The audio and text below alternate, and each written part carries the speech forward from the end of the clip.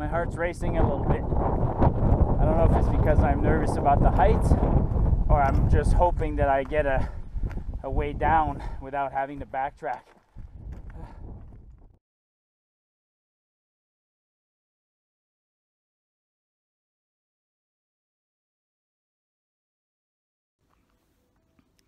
Hey folks, Martyupnorth. Hope everybody's doing okay. About a couple of weeks ago I did a video on my thoughts on when the unofficial season in the Canadian Rockies starts. And you know, I had 5 factors in that video. I talked about the fact that the season starts when the temperature warms up, the snowpack is gone, the rivers aren't flowing too hard, the infrastructure that got damaged during the winter had a chance to be repaired, and road access.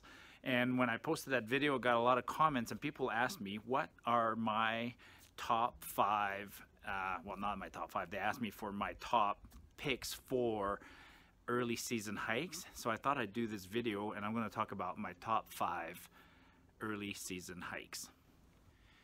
Now, I'm an engineer, so I always like to come up with a criteria, and so I had to come up with a bit of a criteria because I've done a lot of hikes, and I was picking my brains on what qualifies as a good early season hike. And a good early season hike is basically one that you can do, I think, in June, early July. That's a good season hike. Not going to have too much snow. Not going to be too difficult because you're just getting your legs, and you want to, I call them shakedown hikes in the beginning of the season, where you want to go out there early, not too far, not too challenging, test the gear. Your muscles have been dormant all winter long, and now you're getting active again. So so those are the criteria. It's a hike that can be done in the early part of the season, not going to be too hard. And the other thing that I want is I'm not going to pick hikes that are close to the town. Like, I'm not going to pick Lake Minnewanka that you can do basically year round. I'm going to pick hikes that people want to do and that are very popular in the summer.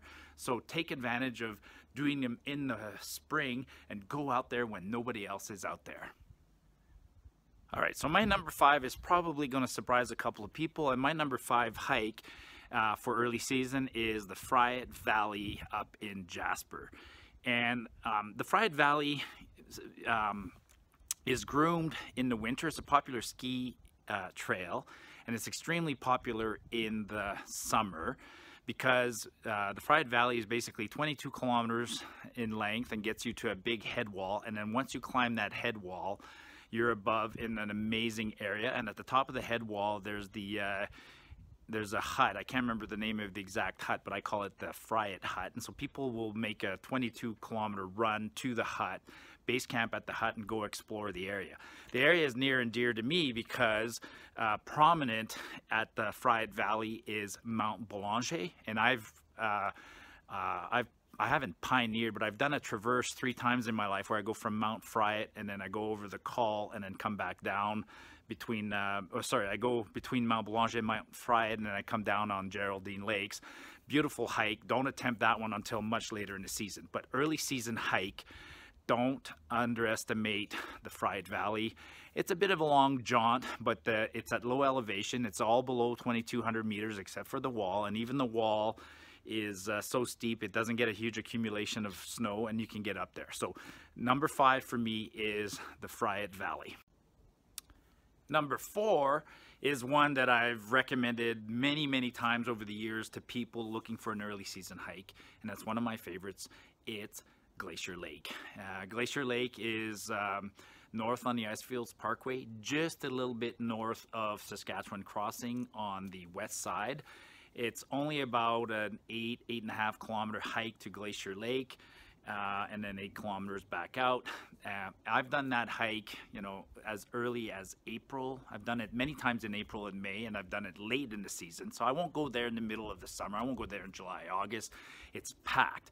But I go there in April, May, when nobody else is out there, and there's still ice on the lake. You'll see some of my videos in the past where there's still ice on the lake, and you can go across. There's firewood, so you can have fires, and it's a relatively easy hike. And scenic. You follow about 4 kilometers along the river, then you get a bit of an elevation gain of about 200 meters, And near that little plateau at the top is where sometimes you'll encounter snow in the early season. You might be doing a little bit of post-holing, but you definitely don't need snowshoes. And then you come down on the other side and you got the lake, and you can explore the lake. So number 4 on my list of early season hikes is Glacier. All right, number 3, close to home, just down south of Calgary, is Junction Falls, Junction Creek, Junction Lake, that whole area. And it's low elevation, very, very easy hike, huge areas to explore. And the reason it's extremely popular in the summer, so if you go in the early spring, you'll have it all to yourselves. You can't go there until after May 14th when the road in is finally open. But once the road in is open, then knock yourself out. Now there is a creek crossing right off the bat that scares people until they learn that if you go 2-3 kilometers east, there's an actual bridge. So down below for all these hikes, I have CalTopo links, and I also have links to you know, either the card up here or a link down below to previous videos of these trips and maps and directions, and just ask for comments. But my number 3 hike early in the season, especially for Calgarians, is head down south towards Okotoks and go do Junction Falls, Junction Creek. One of the things about Junction Falls is it's very popular with horseback riders, so they'll be on that trail later in the summer. So by going in the fall, you go before they go, and it won't be so muddy and bug infested. Now that's something everybody needs to be ready. If you're going to go do these early season hikes, the trails are going to be wet and there's going to be a bit of damage on the trail and things like that. You might have to deal with you know, a bit of crossings, damaged bridges and things like that. But that's the beauty of going early, is you get the solitude and you get to explore an area before everybody else, but you also have to deal with a little bit of issues. My number 2 is going to surprise a few people because I'm sure they don't think of it as an early season hike, and that's the Quinn Valley.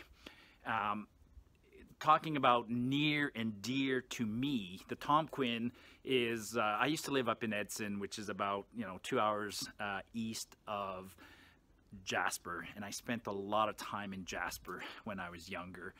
I actually have 2 dogs whose ashes are scattered at Martyupnorth Creek in the Quinn. That's how near and dear it is to me. And looking back through my history, I've probably been into the Quinn at least a dozen times in my life. And I used to pride myself in going to Parks Canada and trying to be the first one to go across there in the summertime. And looking back on my logs, I've often circled it, done it as early as May long weekend. So I typically do it clockwise. I start down, or I start at Cavell, and then I loop clockwise, and I come out on the Marmot Basin Road, and I do it in 3 days with 2 nights. But Martyupnorth is at about 2,200 meters elevation, so it's not that high. It gets a bit of snow, but it melts quickly the way it's oriented, so it makes a great early season hike. I love doing, I refuse, okay? I refuse to go in the Quinn in the summer when the horse outfitters are in there, because there's just, it becomes hell on earth in terms of mosquitoes and bugs and horseflies. So it is a perfect early season hike. And what advice have I got for that trail? Oh, well, it's a great place to go fishing. So Amethyst Lake is world renowned for its trout. And if you look carefully as you're going just before Martyupnorth Pass, take a pause, get off the trail a bit, and go look for the caribou, because every time I've been there, I see caribou in the Quinn. So the Quinn is my number 2. Love that area, but I will not go there in the summer. Before we get to my number 1, I just want to mention 2 honorable mentions that almost made the list. One is, again, in the Glacier Lake area. Actually, they're all in the same area. One is Pinto Lake. And Pinto Lake is on Crown land, but the pass to get to it via Sunset Pass is in Banff. So Pinto Lake, the trailhead, is about 15 kilometers north of Saskatchewan Crossing.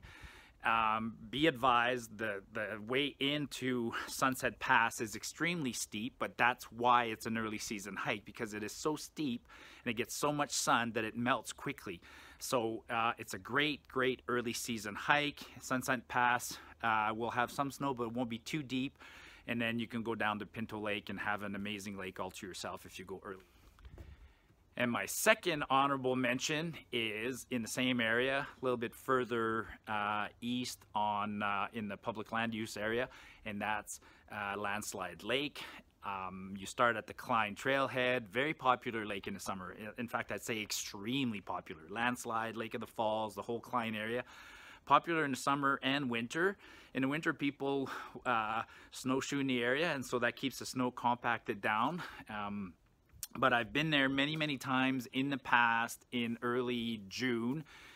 Did it many years ago with Ray when he was about 9 years old, and I think we did it on June 20th or somewhere around there. I'll have again a card to that video and a description. But Landslide Lake almost made the top 5, not quite. So what's my number 1? Well, again, this might surprise people, but my number 1 early season hike is the High Rock Range down in Peter Lougheed boundary, Kananaskis country. It's almost the Continental Divide, and you access it by going down south of Calgary and going west at Longview and into the Highwood River Valley.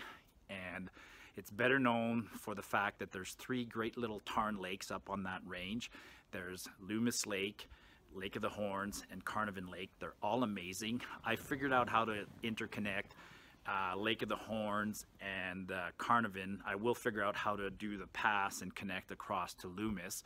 But none of those lakes are much higher than 2,300 meters, so they get they're easy to access early in the season. The only problem is the Highwood River has to be forded. But the Highwood River, if you ford, sometimes right at the trail, it can be a trick to ford, but you can go, you know, upstream, downstream of the Highwood, and you can ford it. So I've never been unable to ford the Highwood River early in the season. Later, actually, it gets more melt and it gets a little more problematic. But so for me, you know, a challenge to people is do the trifectas in a summer or in a weekend or over a course of a couple of weekends early in the season. Try and do all 3 lakes. I'll tell you right now, they each have their appeal and they each have their challenges. Loomis, I'd say, is the hardest one to get to, but sleeping at Loomis Lake is wow. And then the second hardest one to get to is Carnarvon because of the head wall and the chain section.